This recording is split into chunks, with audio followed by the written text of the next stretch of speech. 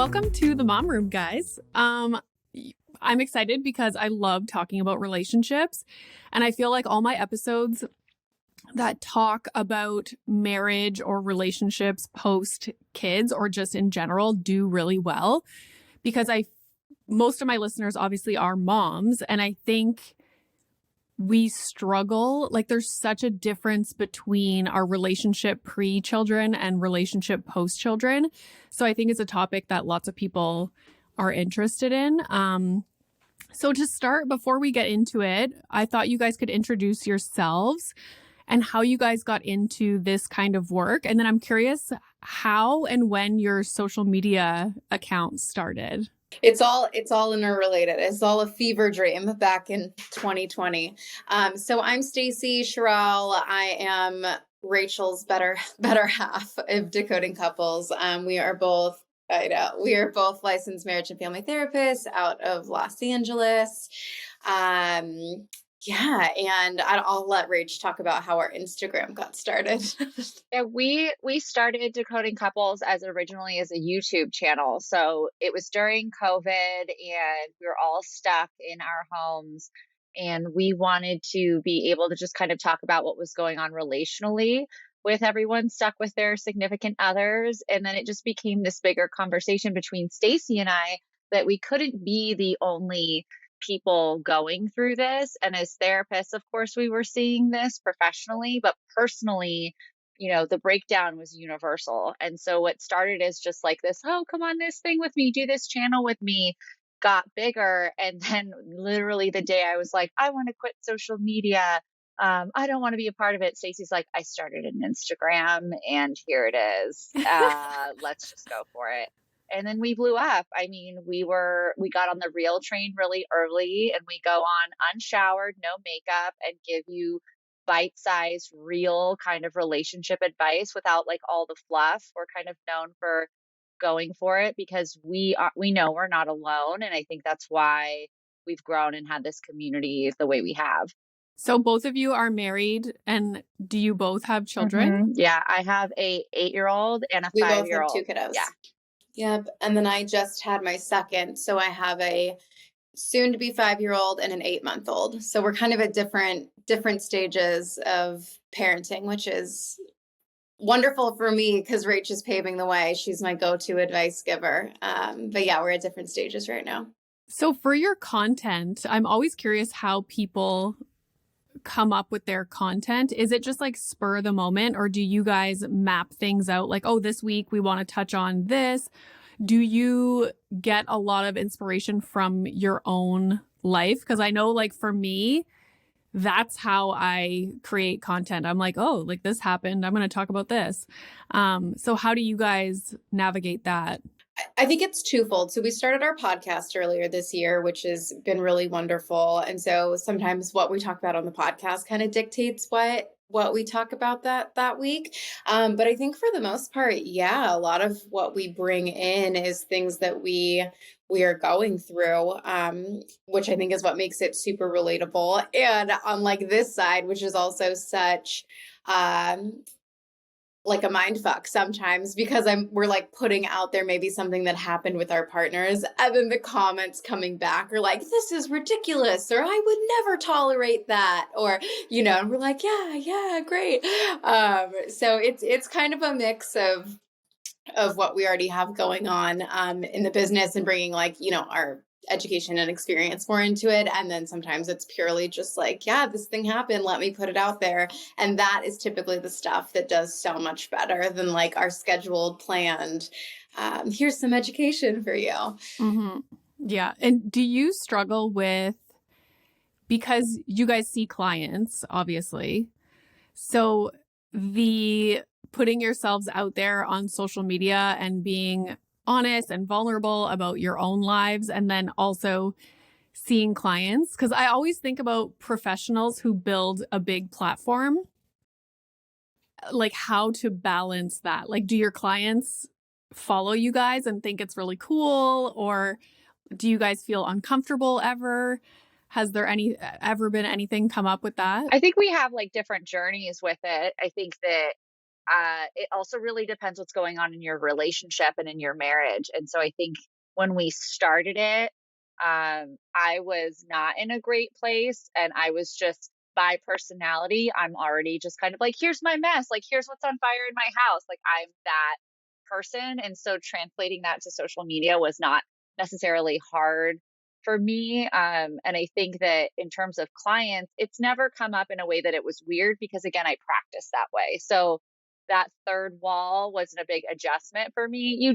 We have had people that are our clients reach out through DMs, and then we have to just like ignore them and then in session address it and just be like, hey, we don't take on this role with you. But I don't know. I think what has been such a gift while going through this is we have a pretty 99.9% supportive community. So even if it's hard for us to be vulnerable about this, so much of the feedback, like Stacey mentioned, although sometimes it's humbling and you don't necessarily want to hear it, has been a big gift to us. And so I feel very lucky. But if it's been hard, I don't think it's been hard. I think it's worked. But I think Stace has struggled with it a little more historically. And then now she's just like, fuck it, I'm just sharing everything. She's like, who cares? Our partners also have different views on like what we're doing. Like Rachel's husband is really like all for it. Like, yeah, like same. I mean, they're very aligned of like, yeah, like people can learn from it, like share our mess, like put it out there. It's so great. And my partner is like not on social media, more private, like does not want like his business out there. So it's definitely been a different dance for me to navigate how to show up authentically. In multiple ways than I think it has for Rachel. But I mean, we're a couple years in now, so I'm like, it is what it is. How long have you guys been practicing and seeing clients? Oh my God. And someone asked me that the other day. I was like, how long have I been doing this? I don't know. Do you remember what year? 12 years, 11 Okay, years, same. 12 years.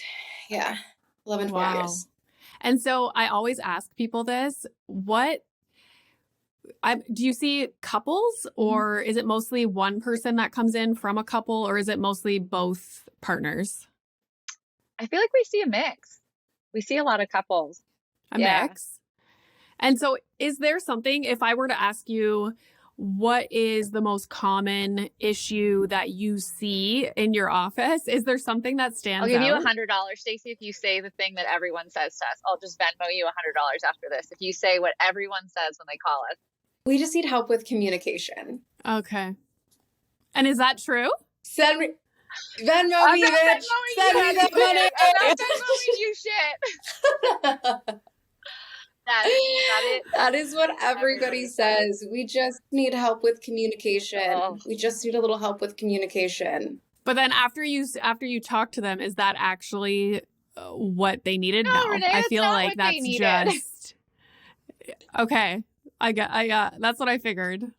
Like, do they need help with communication? Absolutely. Is that like the outward symptom of like so many unhealthy patterns and roles and unhad conversations and childhood trauma being brought in that we're like acting out on our partner? Like like it's all of that. Should you change your communication? Yes. Is that the main problem? No. Absolutely not. Because if it was, I would see couples all day. It'd be so easy.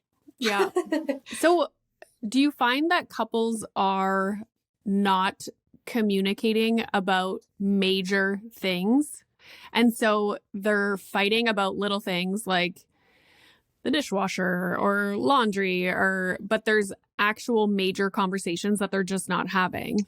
I think there's major conversations they're not having, but I think Stacey and I look at it not from the outside in. So not going, oh, you guys need to pick your battles. Like, yes, that those adages are true, but I think it's more inward. Like, you were not taught how to communicate. You were not taught how to repair. You weren't taught how to take responsibility. You don't know what feelings are. You don't know how to regulate yourself. So it's really not so much about like tone or saying the perfect thing. You didn't have the foundation. That's usually what the larger issue is. It's not so much because the dishwasher, the coffee, the dog, the kids' crap that's all over the house, those are just symptoms, like Stacey said, of larger stuff. And I think that's what we come in and help people with. And I mean, that's a lot of what Decoding Couples content is based on. It's not vilifying your partner, who's right, who's wrong. It's like, look at your own side of the street.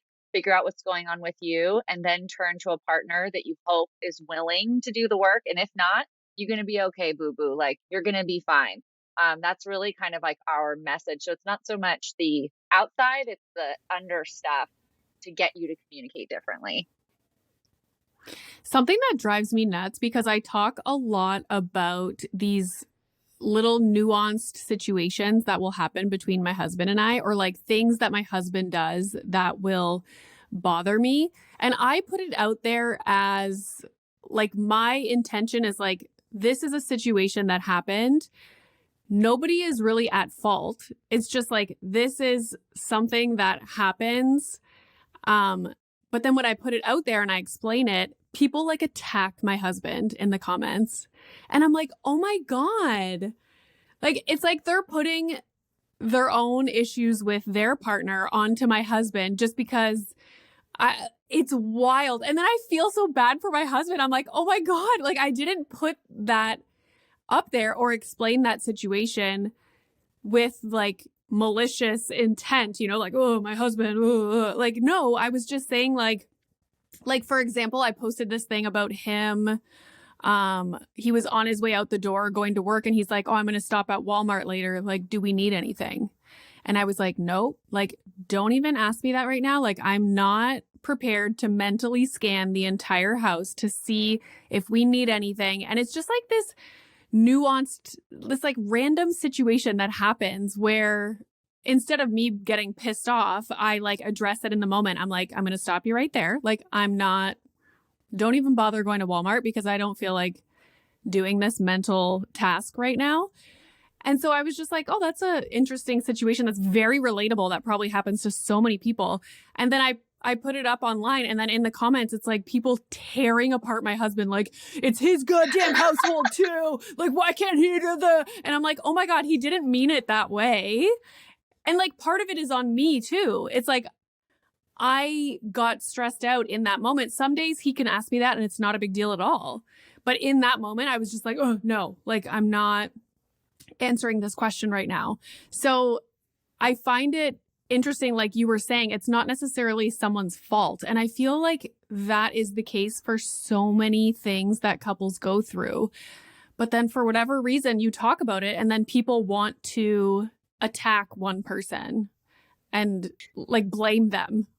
Yeah. It's easier, right? To Rachel's point of saying like, what makes couples therapy so hard in this work is that it's actually not about us as therapists being like, your husband's wrong, like your wife is the villain. It's actually about, okay, how do we take a step back? Like those people in your comments, yeah, what's going on inside of them that this social media post triggered such a reaction, right? Like that's an internal thing, but it is so much harder to say, where is this coming from? Why did this make me get on the keyboard or, pull up my phone and write a raging comment? Like the blame game is easier. And then we end up fighting about the things that don't really matter or aren't the root of it, because it's like it's not about the pasta. It's not about the pasta, right? Like it's something else, but that something else is so much harder to look at and look inward at than the blame in the comments. So one of the things that you guys talk about is a relationship versus a partnership. Oh, people are upset about that. I love the distinction. Oh, they were upset? Oh, that shit blew up. Go back and read those comments. Make yourself your favorite, whatever, that you like to relax, and just go through that comment section. It's bad.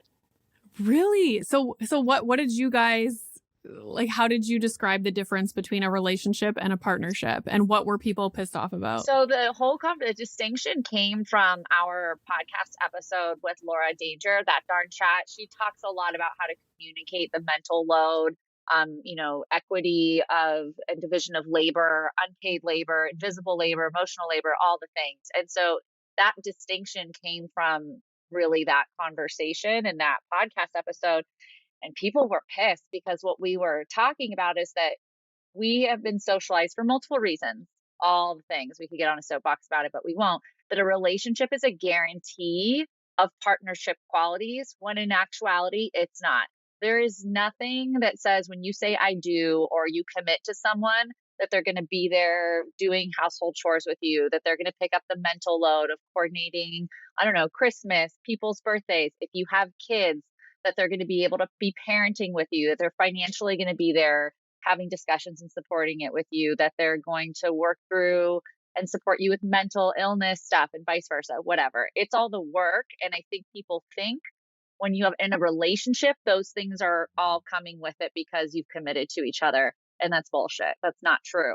And a lot of us, by not wanting to sit in that truth, become very, I think, uncomfortable, a little sour, because that means and makes us question, oh my gosh, did I pick wrong? Am I doing something wrong? Did I not have the right conversations? And so when we looked at what a partnership was, which was someone that was willingly and making the choice to engage in that work, not saying it's perfect, but again, that effort was there, that awareness of mental load of Walmart list was there.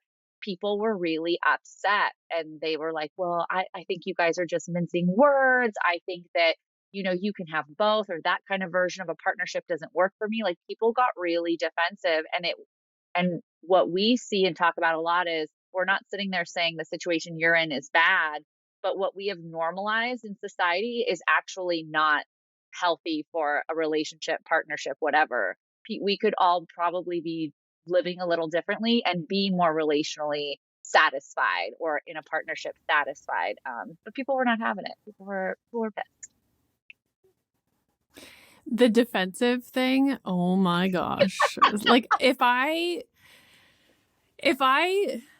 talk about one little thing, and it's funny because you get all different kinds of comments from all different angles, which is also interesting to see. But I'll always get comments like your husband's working so hard. Like, my husband works, and when he comes home, there's dinner on the table, and I don't expect anything from him. Like, that's your job, and da da da da. I'm just like, oh my God.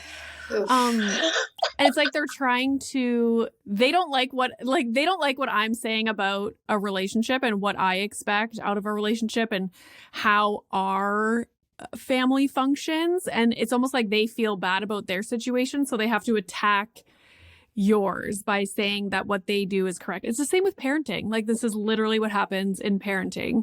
Yeah, it blows my mind, but I love Laura Danger. She's been on this podcast before. Like, her content is so good. So good. She's great. And so needed. Like, once we had Milo, I was just like, oh my God. And we're pretty good. I'm very aware of like how I want things to go, and like what, I don't know, like I'm not afraid to like ask for my needs to be met and all those things, but so many people are not that way. And I remember when Milo was a baby, I was just like, oh my God, I feel so much for so many moms who, if you don't have that supportive partner, it's just makes motherhood that much more difficult. Mm-hmm. Well, you said something important too, that like you're good at like asserting your needs, like being able to put it out there. I think there's two things, especially when kids come into the picture, that we see is that one, our needs change, like that your entire life changes. So of course your needs individually and then relationally change. But one, people don't know how to advocate for those needs. So they stuff it down and then it starts coming out in weird ways. Or the other part of your saying is that your partner then has to have willingness to meet your new needs, like this new version of you. And I think that doesn't get talked about. So then both parties are kind of set up for failure. But it takes, a willingness to assert and acknowledge things are different now. I need different things. And then it takes a willingness on your partner or partner's side to be like, oh, you need something different. How can I change, or how can I accommodate this to have that partnership, versus just, we have a relationship, this is how it is. Oh, no, that's not, like, this is new. That doesn't mean I need to do anything about it, right? Pre-children, I didn't care if my husband cut the grass on Saturday afternoon. Like, I was like, you do you. This is great. Love it. Post-children, like, that pisses me off. Yeah. And it's like, I am not afraid to say that. And it's not to say that he isn't allowed to cut the grass and like, oh my God, he wants to cut the grass for your family and you're like getting mad at him. Like, I also think it's difficult for moms to express their needs because a lot of the times the needs will like it implies that they don't want to spend time with their children or that they need a break and people don't want to they think people are going to judge them or like that looks bad if you're asking for actually, you know what, I've been home with Milo all week. I'm going to go cut the grass. Like I need a break from childcare. Same with I was just having this conversation with my mère, actually. I was saying, because we've traveled a lot together recently this year, and every night at like 9:30 p.m., I get into bed, turn off the lights, read my Kindle. It's like my favorite time of day. And she was like, oh, I would love to, like, I love how you do your bedtime routine. Like you just go, you're by yourself, like relax, turn on my sound machine. And she was saying how like, she would always feel like she had to stay out in the living room and like watch a movie with my grandpa or, you know what I mean? Because, and I think a lot of women probably feel that way. Like, oh, your husband comes home from work or you're both home from work, you have dinner. And if you want to go and get a little bit of alone time, you almost feel bad for that because you should be wanting to spend time with your husband. Whereas like for me, it's 9:30. I'm like, okay, bye. Like, and he enjoys watching his sports by himself too. So yeah, I think women, that's part of why asking for needs, people will just stuff it down because they're like, I don't want to look bad. I shouldn't have this need. But that's not the case. No, and I think women are told to like that's what's important about being a woman is you're relational. You're like, oh, you're thinking of everyone else's needs. Like you're always kind of looking outside you. That's what makes you a really good person. And men are told like you get your needs met. And what's important about you is like this achievement, like getting what you want, being assertive. And so that way of being isn't really disrupted too much, I don't think, until you have children, because I don't think a lot of us are aware going into that like all that kind of like sexism and patriarchal thinking, misogyny exists in the relationship until you have this little person being like, I don't care what y'all needs are, like, here's my needs. And then you see, oh, my husband, or, you know, for a heterosexual relationship, is not thinking about the whole like tribe. He's just thinking about what he wants, like mowing the lawn or going, I don't know, to boys' night, whatever it is. And why am I thinking, okay, laundry's got to be put in, food for tomorrow. And so the things that were an issue before kids, I just don't think get brought up in the same way because you don't have this third person being like, hello. But once that little person's here, I think it's very obvious where like mom guilt comes from, why it's hard for us to assert our needs, but it's been built in there since day one. Mm-hmm. Yeah, so true. One of the posts that you guys put out on your Instagram account was things that create burnout in a relationship. And I thought that was interesting because I feel like we talk about burnout a lot individually, like, oh, I'm burnt out from work.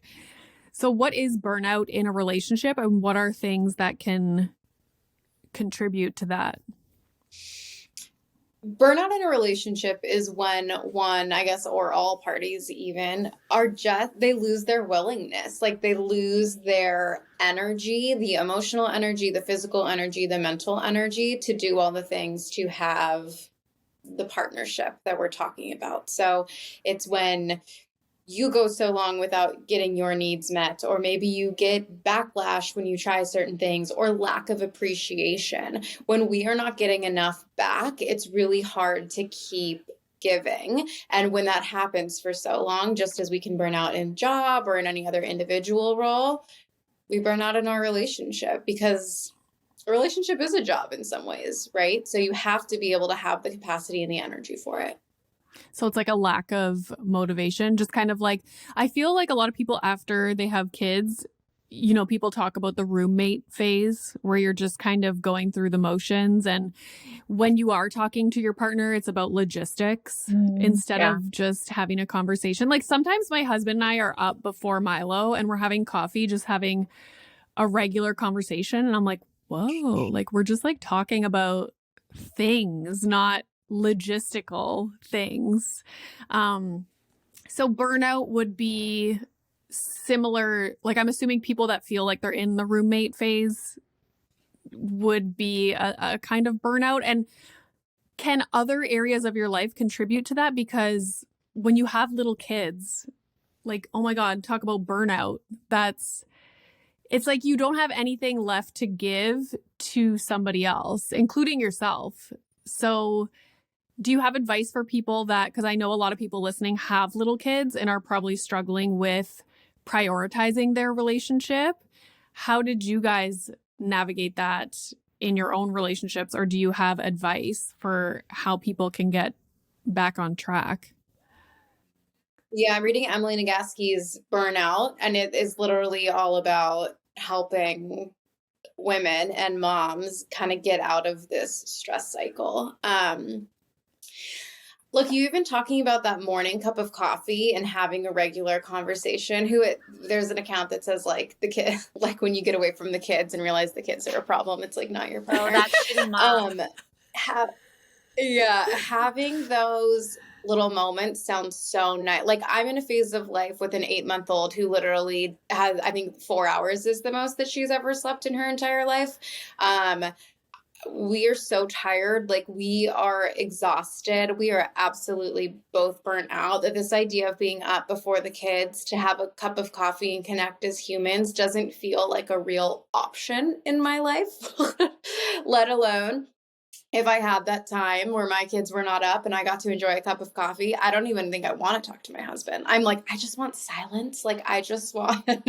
So I think you really have to fill your own cup enough to even have space to then fill the relational cup. And when there are small kids, prioritizing yourself, this is totally not a popular opinion, but prioritizing yourself is so important to combat that burnout, to be able to have space for your relationship. So that would be like my number one piece of advice. Like, during that phase, you have to take care of yourself, or else you are not going to have anything to be able to give your relationship, your kids, your work. And then it's just an entire cycle. Like, you have to step out of it yourself, give back to you, which then challenges all the like, good mom, like I should want to be around my kids all the time. But you have to prioritize yourself. Like, step one. Point blank. And that's my reading my Kindle. Like, I remember to what you're saying about even if you did have free time for a cup of coffee, you don't want to fucking talk to anybody. Like, that was me during quarantine. Milo was 18 months. My husband was working his regular job out of the house. So I was home with Milo 24/7. And then by the time it was like 8 p.m., I just wanted to go sit in my room in the dark and either watch reality TV like a zombie or read a book. And it's like you were saying, I didn't want to sit downstairs and have a conversation because I was touched out, overstimulated. Like, I needed to recharge my battery so I could do it again the next day. And so I guess it's also about if your partner is wondering why, like, oh, I come home from work and they go off into their bedroom. Like it's probably important to communicate what's going on to your partner. Yes. And hopefully they're like understanding of that. Hopefully. Yeah. Hopefully. Okay. You guys mentioned boundaries in a relationship.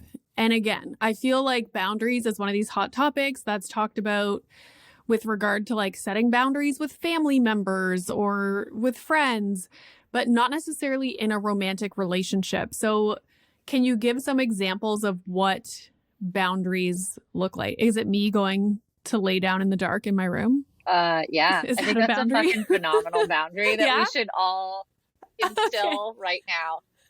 It's so weird though. Think about how much, I don't know, Renee, how you kind of do it with Milo, but think about how much time we all spend like teaching kids about boundaries and the importance like that, because boundaries are information that tells you what makes me comfortable or makes me feel safe. Like, that's information you're sharing with either yourself or other people. But when it comes to an intimate relationship, It's like, oh, you can't have boundaries with your spouse. You can't have boundaries with your partner. Why the fuck not? Like, you want to go lay in the dark in your Mm. room after an argument or because you're touched out and, someone else is supervising your kiddo. Why is that a negative if that makes you feel safe and calm? So go lay in the dark. If that's a boundary in your relationship, I think that's a phenomenal one. I don't like being tickled. I have been laying that boundary down for years in my relationship because I want to murder my husband when he tickles me because he thinks it's a really cute way of connecting with me.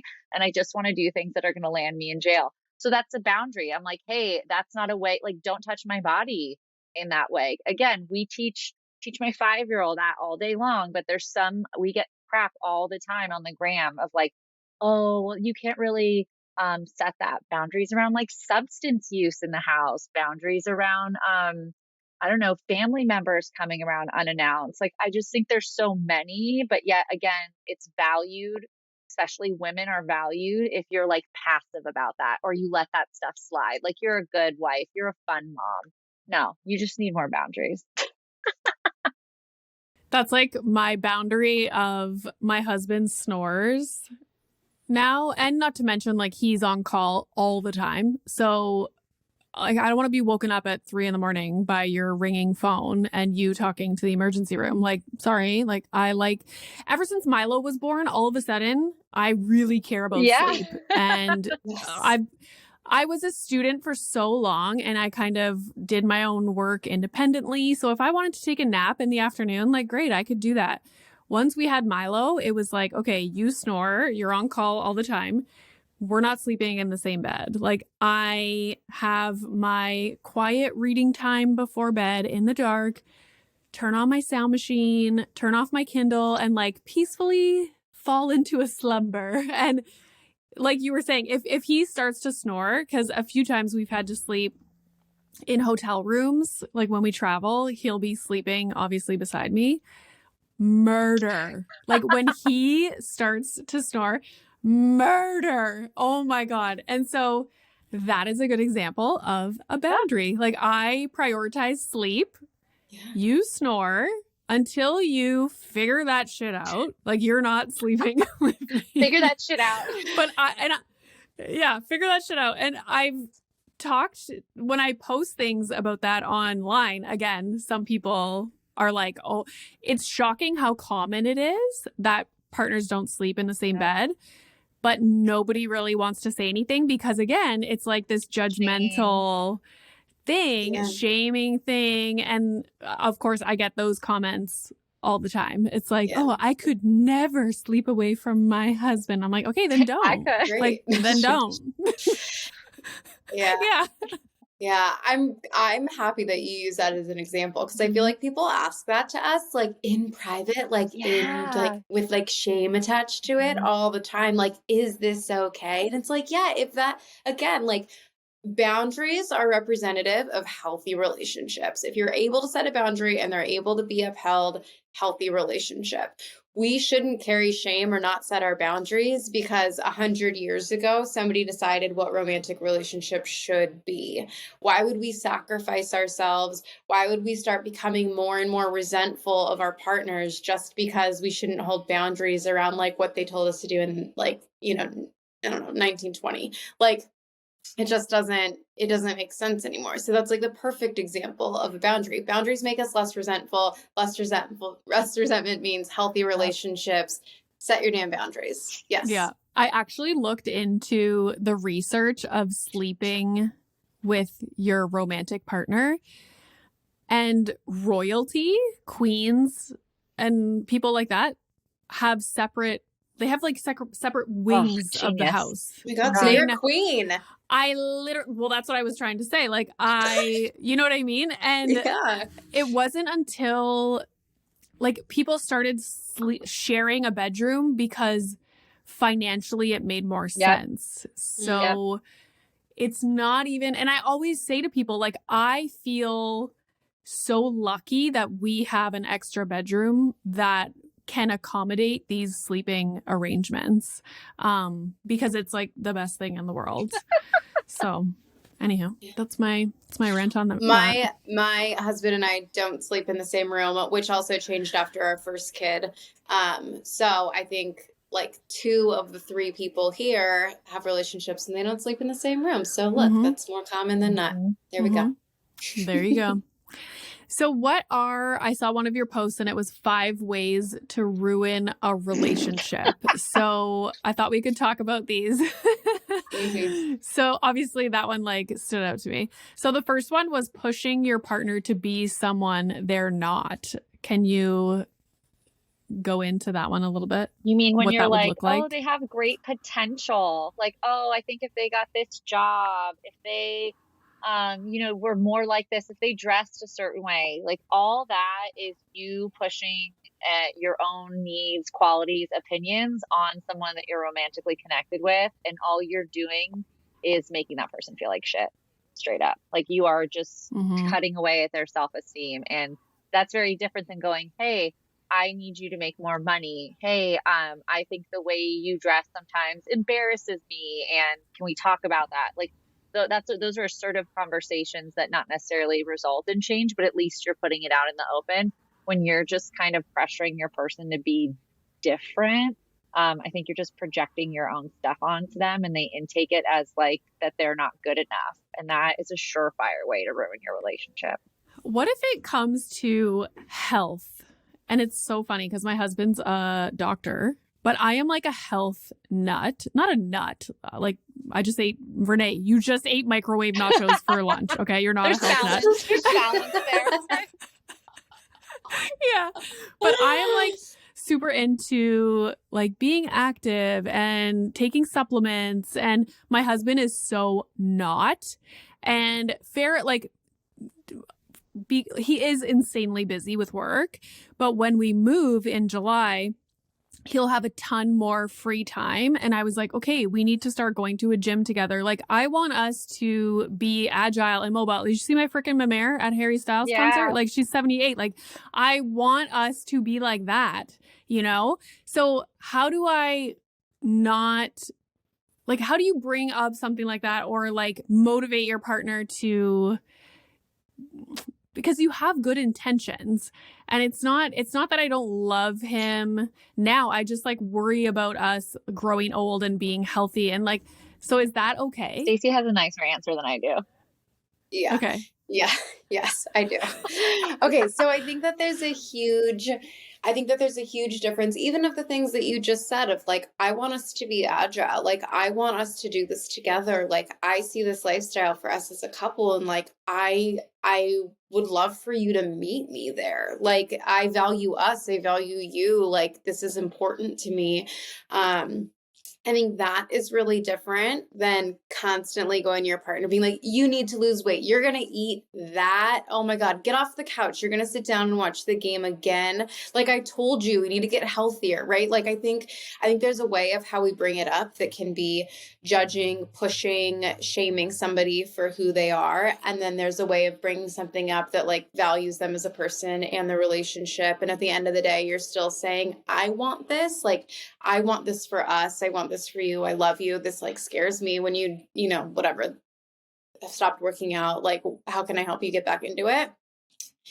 And at the end of the day, like, if he's not going to do it, he's not going to do it. And we can't make somebody do something that they don't want to do. But the way we approach it can either be very shame-based and like pushy and not okay versus valuing the relationship. But at the end of that, they have to choose it. And then we have to decide what that means for us. Like if your husband never decide, if he never works out again in his life, like what does that mean to you? And that's more important, I think, to focus on than focusing on how am I going to get him to do this? How can I make him have this certain outcome? Okay. I like that. Okay. So relying on mind reading and not communication, assertive communication. This is huge. Oh my, especially when you have kids.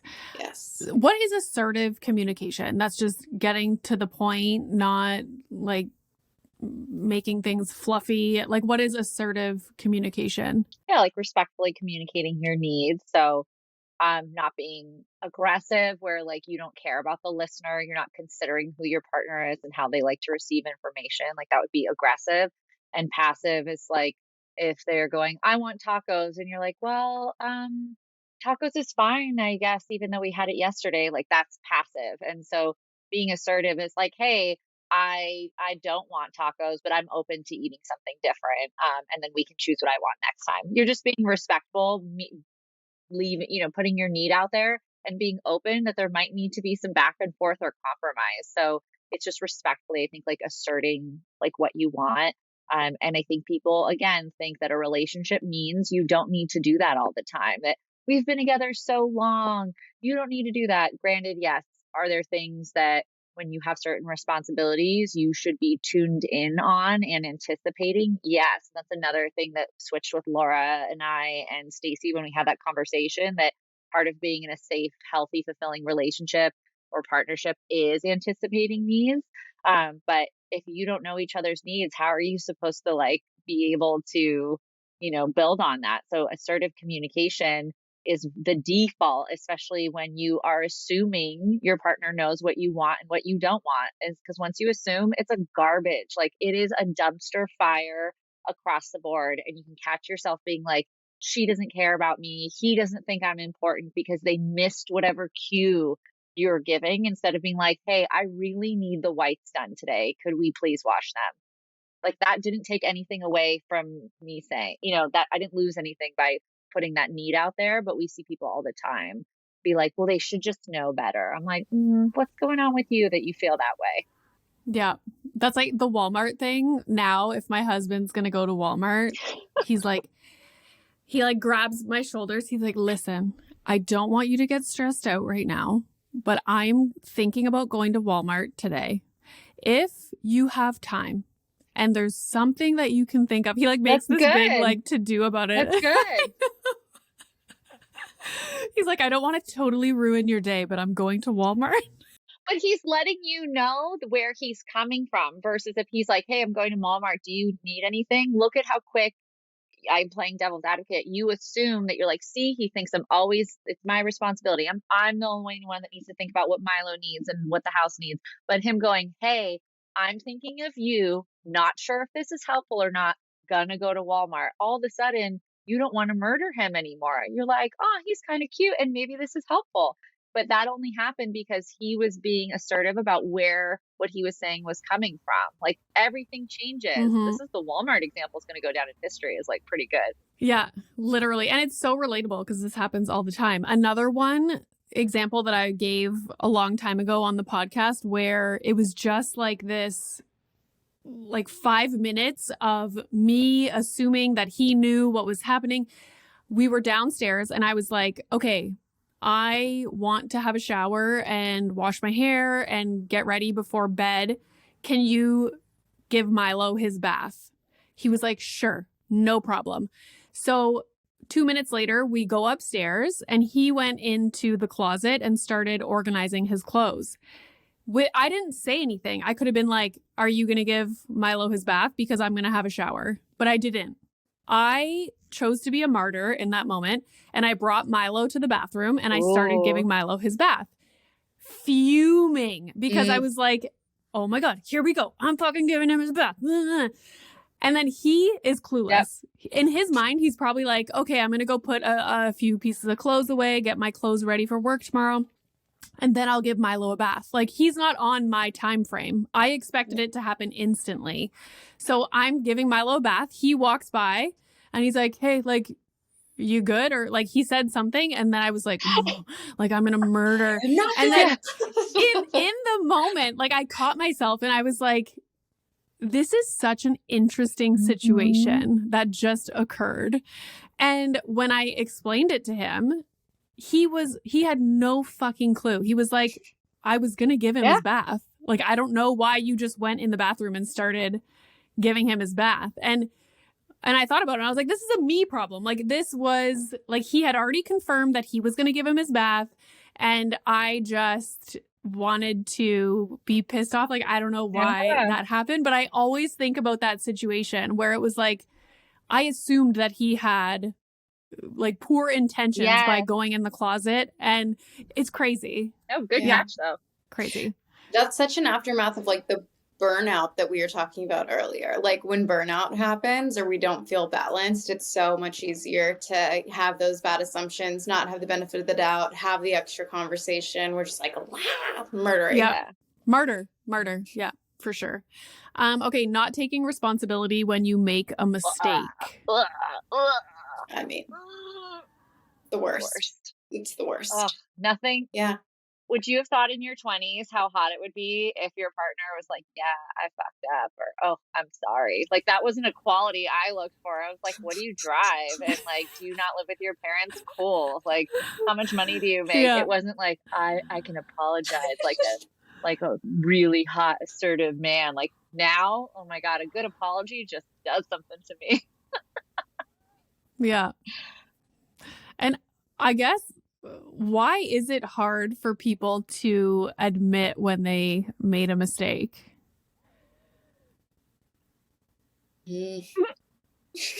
Especially in a romantic relationship. Like, why? You know what? Do you guys know Terry Real? Yeah. Yeah. And he was talking about, I have his newest book, and it's called Us, because it's so many people are in a relationship or a partnership, and it's like they're like combating each other as opposed to like being together as a team. And that almost makes me think of that. It's like, no, I win. You did something wrong. Whereas if you're looking at it from us as a team together, then it's not so much of a big deal to be like, oh yeah, like I shouldn't have done that, or I should have done it this way. But I feel like when so much resentment builds up in a relationship, you're internally pissed off all the time, and you don't want to give them the benefit of being like, oh, I fucked up. It's like you will fight to the death that you were right and they were wrong. Yeah. Yeah, I think it starts with like, I think there's two things. That's yes, definitely builds that. Then it's like, who wants to go first? Like, why am I going to take responsibility when there's 17 things you haven't taken responsibility for? It's almost like we don't want to give that to our partner because it invalidates our own hurt. But I think even before that, like taking responsibility, apologies, repair, all of that. Like if you're not taught that, if you didn't see it growing up, there's a really good chance you're not going into the relationship with that skill set. And then that leads to the second part of it. If you can't apologize and take responsibility, it builds and builds and builds. And then it's just like, yeah, this game of who's going to go first or who's going to like let their own ego down. But I think it starts by people not knowing the skills. Yeah. Is that something that you guys, couples therapy, do you guys work on? Oh my gosh, yes. These kinds of things? You have to. Okay. Because there's no emotional safety without taking responsibility. You mess up all the time, like with partners. They mess up all the time. And how you repair is so much more important than who left the dish out, who really forgot the stuff for the kids' play. It's about how you repair. And part of repair is being like, I messed up. My bad. And then with your ability and you practice doing that, you have more benefit of the doubt. You have more like, oh, it's not a big deal. So it's cyclical. But like Stacey said, if you don't know how to do that, you can't do that whole loop, and you actually can't really be an emotionally safe person for your partner. So taking responsibility is huge. So the last one is stuffing your feelings to avoid rocking the boat. How do we stop doing that? Yeah, I don't know. How do you guys stop doing that? I don't live that way.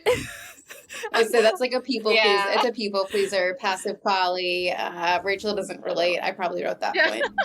Yeah. So I am not a people pleaser at all. I don't know if you can tell. My husband is. So how do sometimes I'll just ask my husband, I'll be like, what are things that I do that piss you off? And he's like, I don't know, nothing. But like, I just want him to tell me tell me something. Like, come on. So how do you pull that out of someone? Is it because I'm not an emotional safe space? Stacey, answer that. How do I just pull that out of someone? I'll just let you two go. all of a sudden I'm like, am I looking at two Yes. Rachels? Rachel is Renee, Yes. Renee is Rachel, and I'm gonna go. Yes. I just gotta go. Go ahead, Stacey. Lead Renee through how she can pull it out of her partner. I'll watch. Okay. So you can make it a safe space, right? Like I don't know that putting a people pleaser on the spot to be like, tell me what pisses you off is going to make them be like, okay, you know, like Yeah, fine. Yeah, like it might need to be like a softer, safer space. But here's the deal. As a people pleaser, like at the end of the day, I don't think you could actually tell me anything that's going to make me assertive.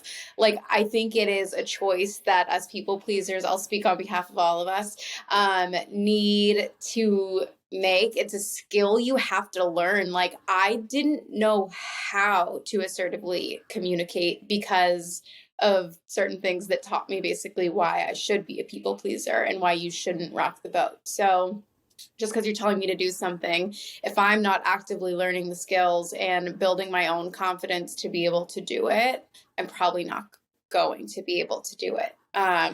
But then when I choose to, not getting mad at me for it or having backlash, like would probably be helpful to continuing to do it. Like there has to be some confirming experience of, wow, I just actually said what I need or what actually made me mad and they received it well.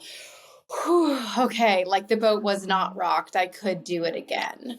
But I don't think either of you could tell me anything to make me more assertive. Okay, I'll get there when I want to. Renee, I'll tell you something that works really well with Stacey and my husband because they're both people pleasers and I want the answers. I'll say like, hey, I love you very much and I need this from you. Like, can you tell me this? Like, I feel it's like a hug and then like putting a little space and looking him in the eye and going, and this is how I feel, but then giving the space for them to come back. Because I think that's to Stacey's point, I often watch Stacey and like my husband be afraid to tell me how they really feel. And so by saying like, I'm genuinely interested in this, I love you, and this is what I'm looking for. Whenever you're ready to tell me that, I'm here. So that takes me setting that stage and then giving the space. Because if I just hold them in the hug, it's not going to happen. And that's my own stuff. Like I'm wanting that right then, and I'm ignoring the way that they are. So there is no pulling out, but you can communicate like whatever you're going to say is not something I'm going to punish you for. To Stacey's point, I'm saying I need to know your needs, but there is a level of emotional safety. So I'll be like, I love you, and can you tell me why you're mad when you're ready? I'll be over here. Bye. Like. Oh my God. I think we should go to therapy. Just come on the show. Just have it do therapists? Fine. Literally. Oh I'll be like, gosh, babe, Renee, we're going on a podcast. Okay, we're going on a podcast and you're going to tell me what I do that pisses you off, okay? Yeah. He's going to be like, great. That's exactly how I want to do this. I love you. And we're going to air all our stuff on a podcast because it'll be helpful. Okay. Press play. Great. Yeah. Put your phones in. Record. Oh my God. Okay. Well, this was lovely. Before we end, can you tell everybody where they can find you online and tell us about your podcast? Anything going on in the future that you guys are excited about? Yeah, our podcast is our newest launch baby right now. So the Decoding Couples podcast, we have new episodes every Monday. So deeper dives into all of the relationship stuff that you could ever want to know about. And we talk more about our lives if that is of interest of you. Our biggest community is on Instagram, decoding_couples. And of course, you could pop over to our website and see everything, our courses, podcasts, more about us, which is just decodingcouples.com. Amazing. Well, thank you so much, guys.